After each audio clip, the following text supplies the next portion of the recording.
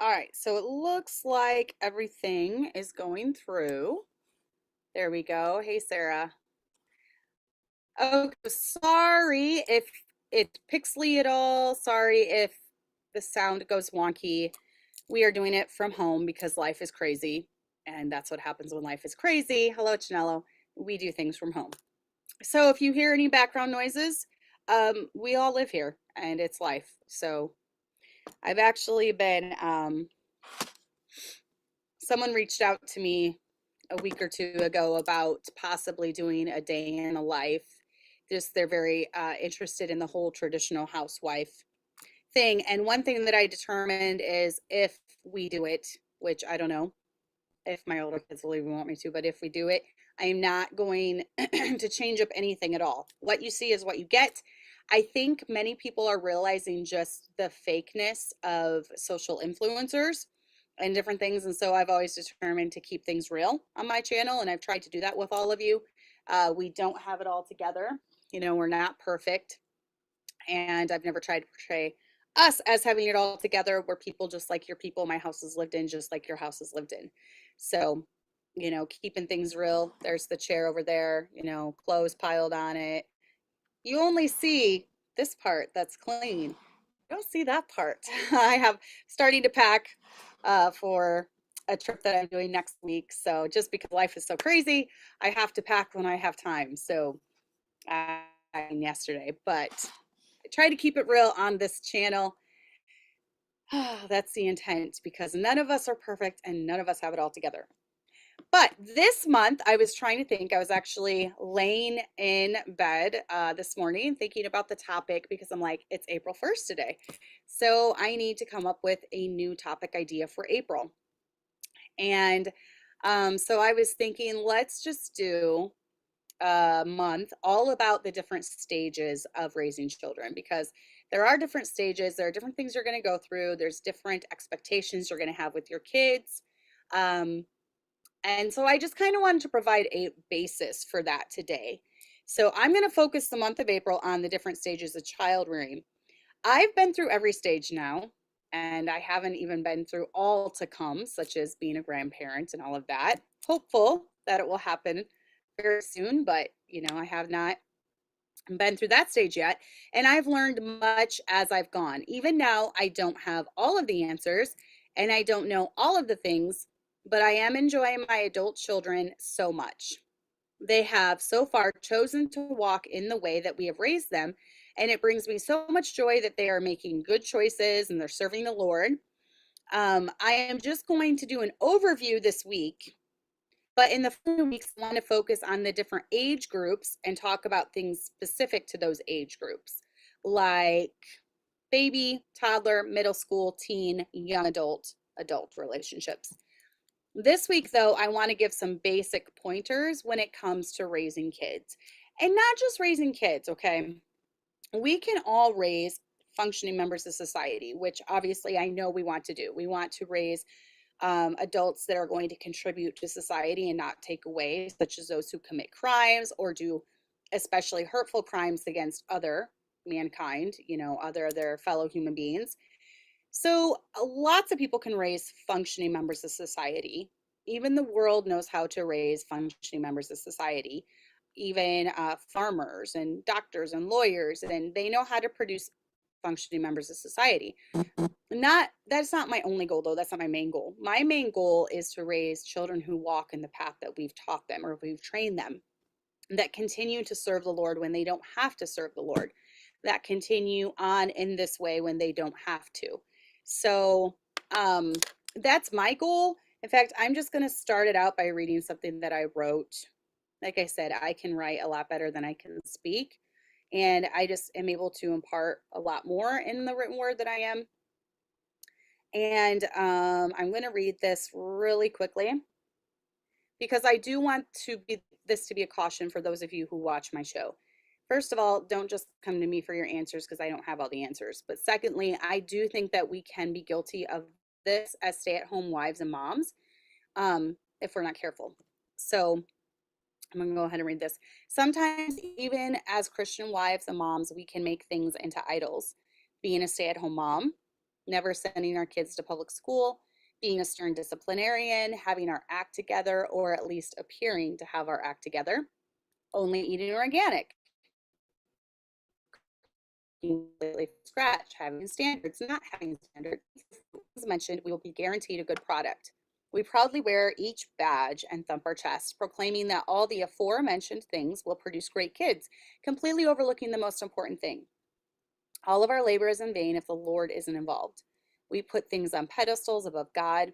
We ignore personal relationships and our walk with the Lord, and instead put all of our faith into man-made methods and popular books.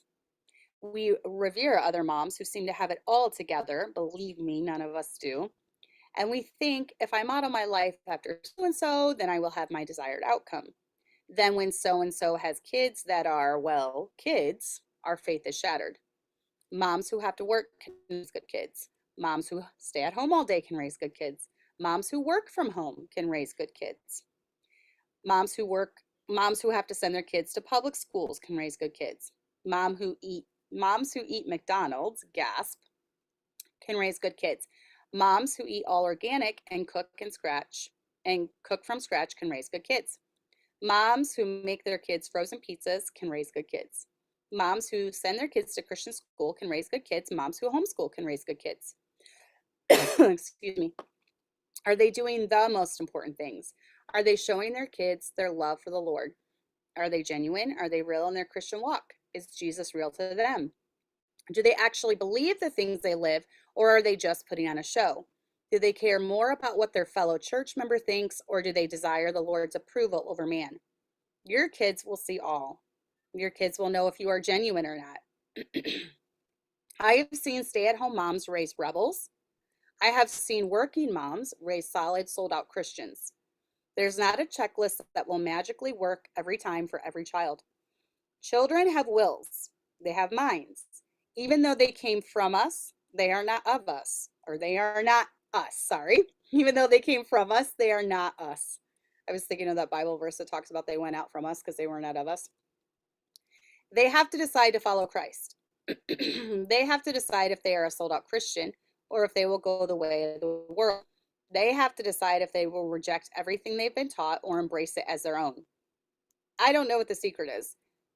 The magic formula, the fail-proof method. The more kids I raise, the more I don't know. I've raised almost half of my kids, and thank goodness so far they've chosen to walk in the way we've taught them. But we've done things differently with each child because each child needs different things. There is no one-size-fits-all approach. We remain firm in the fundamentals and adjust on the minor things when needed. The longer I parent, the less I know. But I do know this: be careful about making labels into idols, and instead focus on these things with your kids. Love the Lord, love others, love their dad, love them, and let the Lord build the house. So I wrote that just last week because this has kind of been heavy on my mind, because I do know that everyone wants like a surefire way, right, of raising kids.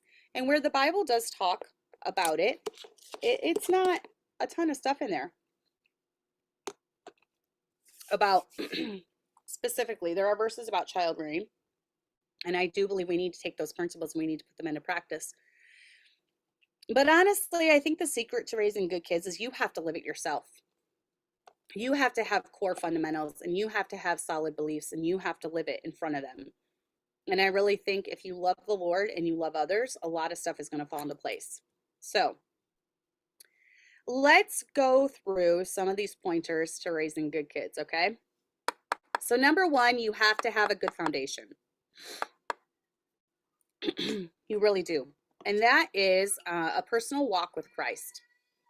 You've got to have a personal walk with Christ in your own life. And part of that is having a good relationship with your spouse. If your home is a constant war zone and you're constantly fighting and throwing things, and the kids get stressed out because they know mom and dad are fighting again, if that's what your home is like, that's not going to raise first of all, a kid who wants that for their life. Maybe they're not going to want marriage after they've seen your marriage. go up in flames over and over and over again. So you've got to be really careful with exhibiting a personal walk with Christ when that comes to church attendance, Bible reading, the way that you speak, your language, the way you treat their dad. You have to, that's all very, very foundational when it comes to raising good kids. You must exhibit work ethic, and your husband must exhibit good work ethic, especially if you want to raise sons that are hardworking. But I firmly believe that girls should be hardworking as well, and whatever they do, whether that's watching their siblings, whether that's um, getting an outside job. Sometimes they might want to, whether that is cooking or cleaning or figuring out a budget or doing coupons or getting the best deal, whatever that is. They need to have good work ethic as well. And then also good character. If you want to produce kids with good character, you yourself must exhibit good character. I'm constantly amazed at parents who are lazy, parents who don't have work ethic, parents who they are bad in their dealings with others, whether that comes to money or financial things, and they think that they're going to raise children that are better than them, or children that are going to be different than that. Your kids are going to see first and foremost what you're doing and they're going to emulate that.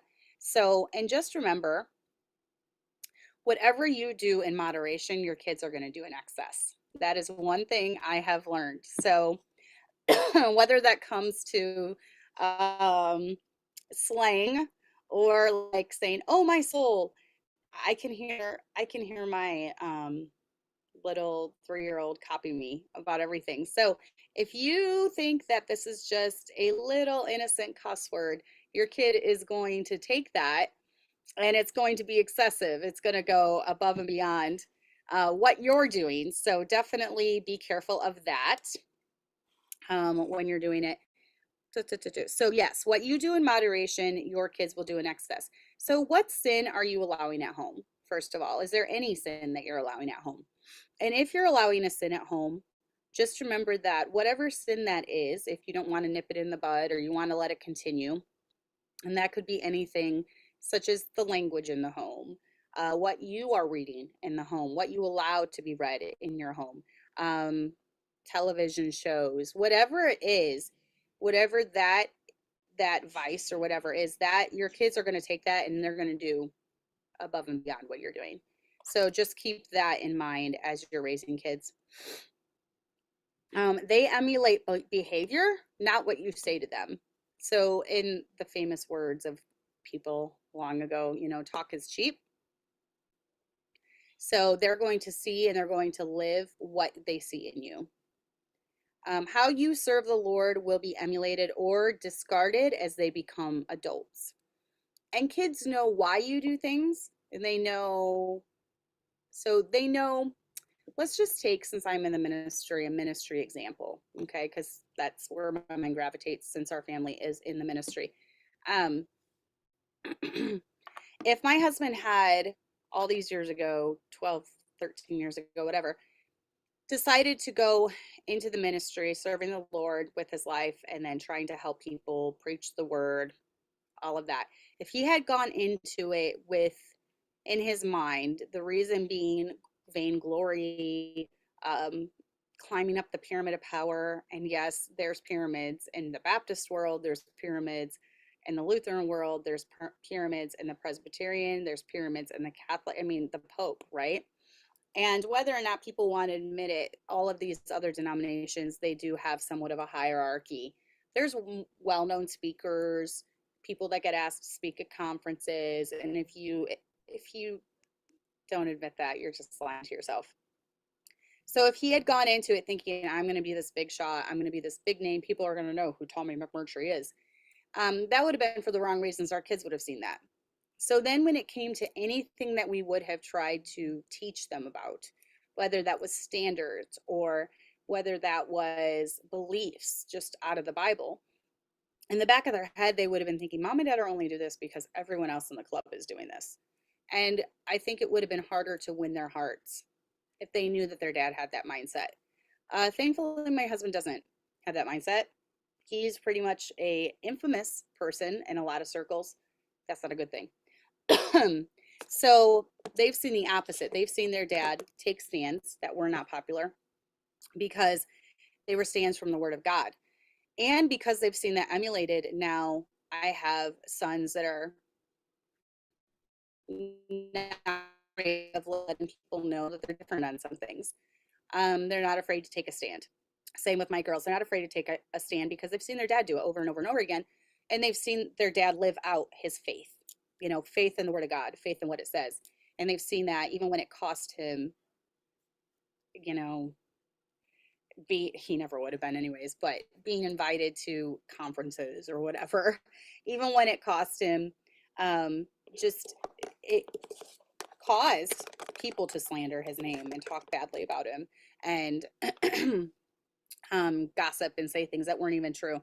So there's been so many lies spread, you can't even keep up with them. It's pretty funny, actually. You can either laugh or cry. So they've seen their dad living all that. And because of that, it's deepened their faith in the Word of God and deepened their faith in the Bible. Your kids have to make the choice to serve the Lord. You can't make it for them. You can't make the choice for them to be saved. You can't make the choice for them to continue on in the Christian life after the graduation. Remember, sometimes their overall choices will be different than what you would make. It doesn't necessarily mean that it's a bad thing or a good thing. Okay? So their overall choices are going to be different. And there comes a time in their life where you as the parent, you have to let go and just let God. And I've tried to be this way with my adult kids, especially. I can't make the choice to serve God for them. There comes a time in their life where if they still live in my house, they still abide by my rules. But we've never dealt with rebellion or them being like, no, I'm not doing what you say. My oldest is 21 and still living at home, and he wants to please us. And oldest daughter is 19 and still lives at home, and she wants to please us. There's no, they know the house rules and they willingly follow them. So we've never dealt with one just completely bucking everything once they become an adult. So just look at yourself and ask yourself, how do I serve? How do I serve the Lord? Why am I serving the Lord? Am I serving the Lord out of obligation?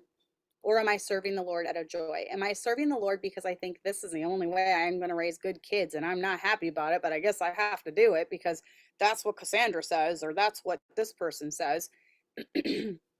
That's not going to produce a good outcome either. Our kids need to see why we do the things that we do. Why do we keep going back to church even when horrible things are being said about us? Why do we continue to pour our lives into people even when the following week they might turn around and backstab us? Why do we do what we do? Is it to get instant gratification, or is it because we truly believe that this is what the Lord wants for our life? We're trying to serve him. Have non-movable standards in your life because others have them. This is one thing I've really tried to get across to people. I would rather a mom, and this might make people mad, but I don't care. I would rather have a mom who is wearing jeans because she has not been convicted by the Bible or the Holy Spirit to wear dresses only than a mom who, just because everyone else in her church is wearing certain clothes, she switches just to fit in. Because then it's not a heart standard, and she's doing it for the wrong reasons. She's not switching because the Lord convicted her to. She's switching just to fit in or to be part of a club. And chances are, if she has a falling out with that club, if she gets thrown under the bus, if she gets mad and leaves, she's going to go right back. And then that's going to confuse her kids. So do we believe this or do we not believe this? Like, no matter what group I've been a part of, and my husband and I, no matter what group my husband and I have been a part of, one thing people know about us is that we are consistent. We don't change our standards, our beliefs, our convictions based off of who we're friends with. So even if I'm friends with people who are in I never wear makeup crowd, I'm still going to wear makeup because I've not been convicted otherwise. Even if I'm in a We don't think skirts are necessary crowd. I'm going to keep wearing my skirts because that's my belief and that's my conviction. That's my standard. I don't care if we are the only family left in 2050 that is only wearing skirts.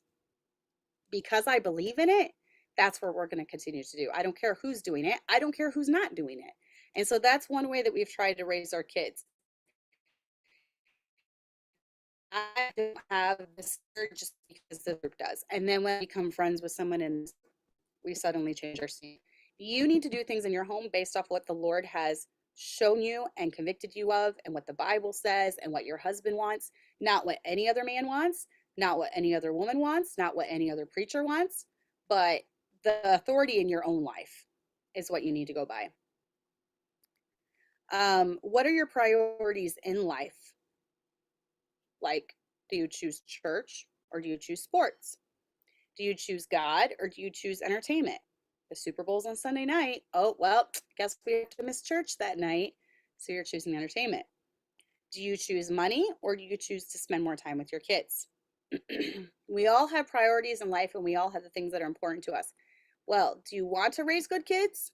Then you need to make some other things priority in your life over others, over carnal things. When I say carnal, I mean things like excess money. Obviously, we all need money to live, so I'm not talking about that. I'm talking about excess money.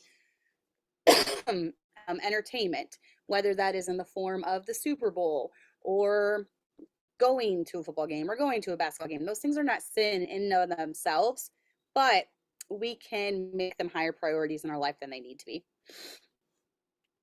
One mistake in parenting is not going to ruin your child forever. Just remember that. I think we as moms, we sit around worrying about a lot of things. And I understand.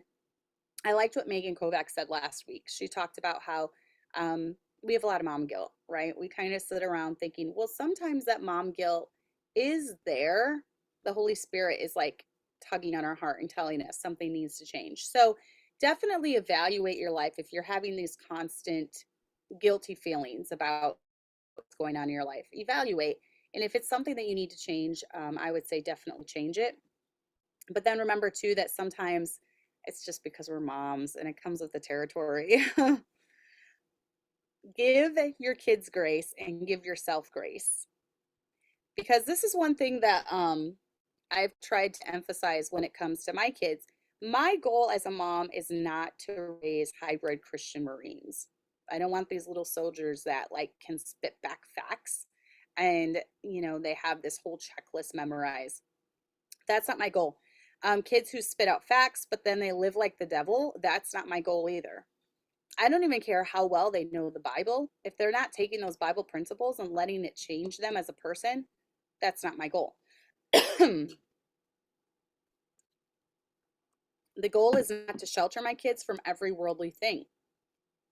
It's to instill a love for Christ into their hearts so they will fear upsetting God, not me. I've seen some kids that have absolutely no love for the things of so much so they don't care how much they hurt their parents. They don't care how much pain they bring to their parents, and that's a shame. And the sad part is that us as Baptists, we're kind of starting to raise kids like that. And if I'm going to do everything in my power to keep my kids from getting to that that point.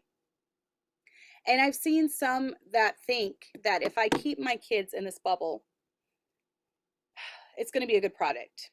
That means no television, no shows. Like we've never had cable, but we have, streaming services. So that means no streaming services, no YouTube. That means I never want them to see a commercial with a beer can in it because it could corrupt their minds forever. It means when we walk by the magazines in the store, we flip them around so our kids can't see them. That means you just go above and beyond to shield your kids and put them in this bubble. I've seen Duggars. I've seen families like that. That doesn't work, because the thing is at the end of the day, like my husband he preached a really good sermon last night about instructions for the single and married. And he was talking about how as parents, when our son starts liking girls and things, that's not a bad thing. That's a good thing. And we just need to teach our sons how to have character. We need to teach them how to avoid temptation. Temptation will always be there. It doesn't matter if you try to shield your kids, they will be faced with temptation. So rather than just trying to keep them in a bubble for 18 years and then throw them out there to the wolves once that 18-year mark comes, you need to teach them to have a love for Christ and the things of Christ. You need to teach them how to have character and how to get out of temptation. Temptation when it comes, you need to teach them to have guidelines and boundaries. This is why we do dating the way that we do dating. And people may think that that's above board and ridiculous or over the top. I'm sorry, it is above board, but people may think that it's over the top and ridiculous, but it's what keeps, it shows our kids that even after marriage, they're going to need to have boundaries in their life as well. Me as a married woman, there will always be temptation out there. There will always, I get private messages from men all the time being like, hello, gorgeous. And you know what I do? Block, ignore. You know, there's always going to be a creepy guy out there. There's always going to be temptation out there, but it's teaching your kids to have the courage to say no, to avoid temptation, to get out of temptation. It's teaching them to set boundaries and rules because there's always going to be that even after marriage. So, how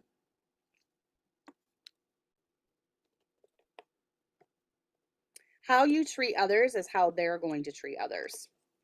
So if you show love, so will they. If you bully other people and you're a jerk to other people and you're an angry person, that's how your kids are going to turn out. Hey guys, it's a Be Real. All right, let's go ahead. Ready? Gonna smile. So if you have Be Real, I'm on there. You can find me. And that's what I just did the Be Real. Because once you get it in time, you get 2 more pictures. So it's kind of fun. Sorry for that little thing. But yeah, how you treat others is how they will treat others. How you talk of others in your life is how they're going to see them.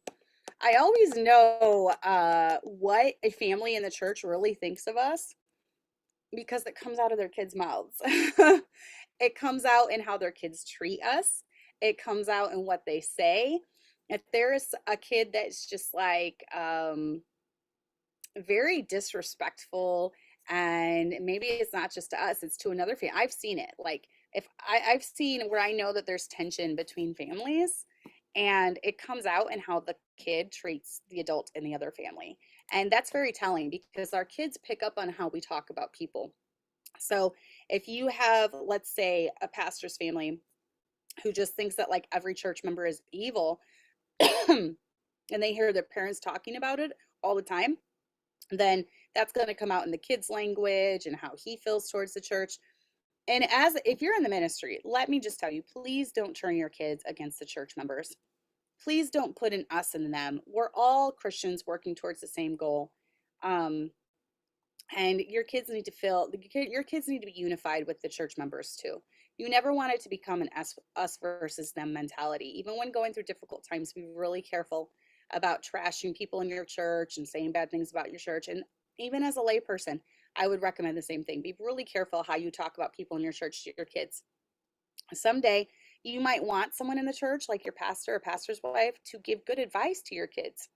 But if your kids have grown up just hearing you trash them all the time, that's the last person they're going to take advice from. So just keep that in mind when it comes to that. Why is it every single time? I've been talking a lot, though. The last few hours I've been teaching piano. My voice is just shot right now, so I'm really sorry. Teach your kids manners, teach them how to hold conversations, and teach them to listen to others. But think to yourself, why are you teaching your children standards and separation? If it's to look apart or fit into a club, they're going to know that. They're going to know it's not genuine with you. They're going to know it's not real. Okay, show them why you do the things you do from the Bible. If it doesn't have a biblical basis, why are you even doing it? Is it just because your church is doing it? Why are you soul winning? Is it just because you're at a church that does it? Why are you wearing dresses? Is it just because you're at a church that does it? Why are you cutting out filthy language and not watching TV and all that stuff? Why are you doing that? Is it just because everyone else in your church is doing that? Or is it really, really a standard in what you believe in your heart? Just chill a little when it comes to this stuff. Just chill. You don't have to have every single duck in a row to produce good kids. You know, they know you're human. They know you mess up. Stop trying to act like you don't. Stop trying to act like you have this all figured out because they know you don't have it figured out. Ditch caring what others think and show them you care what others think.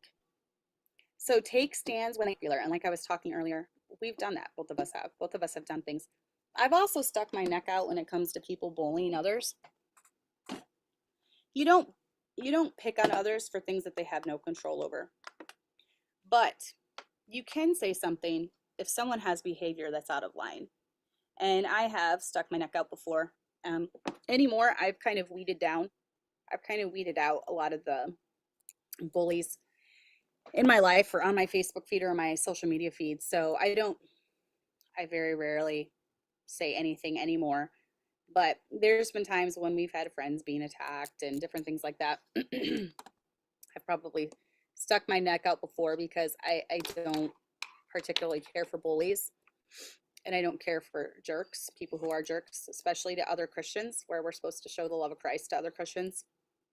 So false prophets are one thing, Christians are quite another. And I feel like we're too easy to judge other people's salvation, and we need to really chill when it comes to that too. But show them the Bible.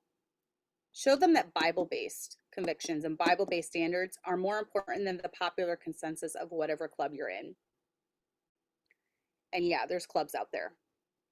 Even within the Independent Baptist, there's different factions and things. You've got like Ruckmanites that went to Florida, the Florida Institute, whatever.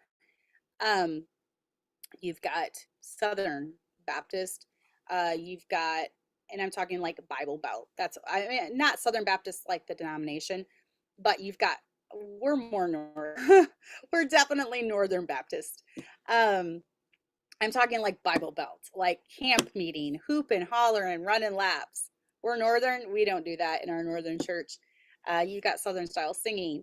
Yeah, there's different factions and different clubs all over the country. There's even different ways that people take communion. I don't know if many of you are aware with this. You have what's called closed communion, and that's where they will literally, at the end of the service, they will kick out. They will ask anyone who's not a member of that church to leave, and then they will do communion only with the official members. You got close communion, more like what we are. That is people of like-minded, maybe like-minded IFB that are from another IFB church. If they're there in attendance, we will not kick them out. They're allowed to partake if we do the Lord's Supper. Then you have those who don't do the Lord's Supper. Then you have, I don't know. There's just all sorts of different beliefs, and there's different factions. But there is one, I'm not going to name them, but I know specifically of one that they will not fellowship if you are not closed communion. They're very, very picky about that. And they will not fellowship with you if you are not closed communion. So Baptists make a big deal out of a lot of different things. I don't even think that's something to split hairs over, but some Baptists do. Teach your kids to be hard workers by emulating it for them. So when I say hard workers, all this stuff kind of, hello, Kaylin's niece. How are you? Is she really, really little? Is she the baby? She's very intrigued. I have a way with babies. I love babies, obviously, because I had 8 of them. But yeah, teach your kids to be hard workers by emulating it for them. This includes being punctual. Whatever you want your kids to do, make sure you're that way. If you have a side business and they see you work from home, do it wholeheartedly. Be the best worker at whatever you are doing. Just a second.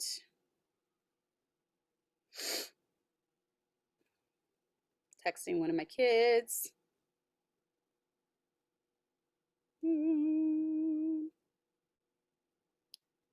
Okay, so yeah, if you have a side business or you do something from home, let them see you working hard at it, giving it your all, because you're going to eventually want them to give it their all when it comes to if they get a job or if your boys have to provide. My husband's done an excellent job with our boys, teaching them to be hard workers. So he's been great at that. And that started from the time that they were toddlers, just having them help around the house, helping them around the yard, mowing the lawn, raking up leaves, even them with their little tiny rakes out there when they were like 2. Oh, yeah, I figured she was the baby, Caitlin. That's cute. How you do, baby? Be the best worker at whatever you're doing. And that anything. As stay-at-home moms and wives, we shouldn't be on our phone all hours of the day. We'd be scrolling Instagram or Reels or Shorts or whatever it is, TikTok. We should be working hard at whatever we're doing. Be trustworthy. Let your kids see that your husband trusts you, and let your kids see that other people trust you, and let your kids see that when you say you're going to do something, you get it done, or where you say you're not going to do something, you don't do it. Let your kids see that you're trustworthy when it comes to your word, giving your word. Don't say something and then retract it. Don't say you're going to do something and then not do it. I found as a mom, it's a lot easier just to tell them right when we're going to do it, rather than to tell them, hey, we might do this, and then something comes up, you don't get around to it, because then in their minds, you lied, and you don't want that.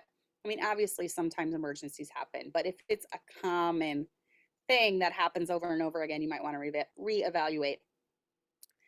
Be hardworking when it comes to your house. Clean the house. Keep it clean. Don't be idle at home. But also, along those same lines, teach them it's okay to relax once your work is done for the day. And it's okay to, once everything's done, and I tell my kids this, usually about 6 or 7, around that time afterwards is chill time. All right, now tell them it's chill time, which means we all just need to relax. This is the time when I can be on my phone. This is the time when I can read a book. This is the time I can have my tea and I can just chill. But that doesn't need to be 24 hours a day, right? Be consistent with your kids.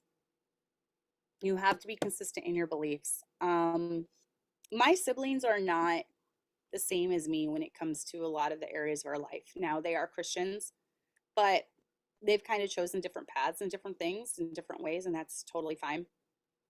But they appreciate the fact that, and they've told my kids this, your mom has always been consistent in what she believes, and she's stayed that way. Like, she's been the same her entire life. I didn't flip-flop. I didn't just have a standard one day and then the next day I didn't. And my siblings, especially now that the fruit is being shown when it comes to our family, and my kids choosing to remain Baptist and choosing to serve the Lord and choosing to continue on in this way of life, they can appreciate the stands that I've taken.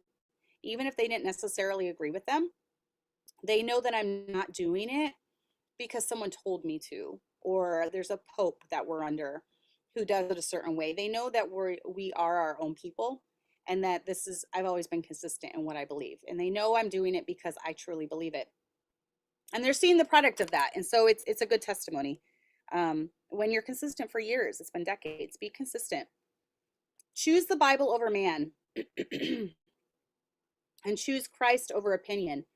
Teach them to love Christ first and foremost, then love others, and everything falls into place. The Bible's always true. And it talks about the greatest commandment and then the second, which is like under the first. And I think as Christians, we would just keep those things in order, and we would teach our kids those things. That is the most important thing. And it's missing in so many Christian homes. So many Christian homes, they just focus on rules and regulations. And they are almost pharisaical in the way they do it, because as long as the exterior looks good to them, they're good. As long as they have dress standards, they're good. As long as they don't watch movies, they're good. As long as they don't allow TV in their home, they're good. But they lose sight of the heart of the matter. Why don't you watch movies? Is it because movies in and of themselves are inherently evil? I don't believe that. I don't believe that they are inherently evil. There's a lot of good movies out there, like Anne of Green Gables and like Fireproof. And I can name off all the Christian movies that there are. They're not inherently evil. That's not what makes them inherently evil. Or that just it being a movie is not what makes it evil, and so people have missed the mark. They focus so much on rules and regulations and this and that, they miss the love. Why is this movie sinful? Because I don't want to allow nudity into my home, because Christ told me, he who looks after a woman with lust in his heart hath committed adultery already with her. So he doesn't like us looking at another man's wife that way, you know? So why don't I drink alcohol? Because my body is the temple, and people, when they get alcohol, they hurt others. And since I love others, I don't want to hurt them, which means drugs is out, alcohol is out, which means murder is out, lying is out because I'm hurting others if I lie to them, stealing's out. If we kept things in the right perspective and we taught our kids that love Christ, love others, love Christ, love others, we're going to raise good kids who want to serve the Lord. Be balanced, be aware of burnout and stress. And it is very possible, especially in a ministry home. If you're watching me and you're in a ministry home, burnout and stress is very real. And so it's okay to laugh and it's okay to have fun. I'm getting ready to go on a pastor's wife retreat next week, and that's okay. It's okay that my kids are going to be okay here. My husband has it under control. My older kids have it under control. It's okay to just put responsibilities on the back burner for a time and refresh yourself. I like doing this right after Easter, because Easter can be a time of busyness for ministry families especially. So it's good just when you have a really busy, stressful time to just take a step back from some responsibilities and allow yourself to be refreshed and be rejuvenated. And, because we're in this for the long haul. So teach your kids that it's okay to take breaks sometimes. It's okay to have fun. It's okay to laugh. Love and fun. Those are two of the things that are missing from Christian homes who produce angry, just bitter kids who walk away from it all when they turn 18. And when I say walk away from it all, I mean they walk away from church, they drop all their standards, they completely change their life into a different life that they've been taught not to do. They go to drugs, they go to alcohol, fornication, all these things, they just completely abandon it. I think it's because, number one, their house was a war zone. Number two, they were only doing things to be seen of men. Their parents didn't truly believe it. They were doing it to fit into a club. And that's very dangerous to raise kids in an environment like that. Not everything is a sin. And stop trying to make everything a sin. I shared a reel today. It was so funny. It was talking about when things feel like a sin, but they aren't. And this lady, she's walking, or she comes into her desk and she has her iPad and she just goes and she lays it down, but there was her Bible. So she laid it down on the Bible and she sat there looking at it. And then she slowly took it off and then put the Bible on top. And she's like, I'm sorry, apologizing for it. It's not a sin, but she was kind of making it into one. And yeah, be careful about that. Not everything is a sin. Stop judging people. If someone wants to go to Disney, let them go to Disney. It's maybe you think it's a sin, and to you it would be because you struggled with magic before you were saved. And so since you've been saved, you want nothing to do with that. So, you don't want to go to Disney. If someone wants to go to Disney, it's not your place to judge. Have that standard for your family. Leave them alone. My kids know that there's some things that we do not allow in our house that other people do, but that's fine because that's them. That's not us. So we'll tell them, we don't allow this in our home. And here's the reasons why. They do. That's fine. That's their home, whatever. Watch the spirit and environment in your home. And as a mom, you're going to know best the overall tone and the spirit. You can tell when it's slipping. You can tell when it's not quite right. And, maybe just some time in God's word will help realign that, just eliminating some things. There's been times where my family has been too much on electronics, whether that's this Nintendo Switch or a tablet or something. And so we'll scale back. We'll take those away for like a few days, a week. That's not terrible to do to your children. You have that right as the parent. So we'll kind of scale back, and then we see a big improvement in the mood. And then if they're able to handle it, we'll add it back in. But you as the mom can determine the spirit in your home. Yeah, and your home is not everyone else's home. So, lastly, the biggest thing I think this all boils down to is relationships. Relationships with God, relationships with your spouse, relationships with your children, relationships with your church. So just remember that relationships are more important than your image. And relationships are the most important thing when it comes to raising good kids, to having their hearts.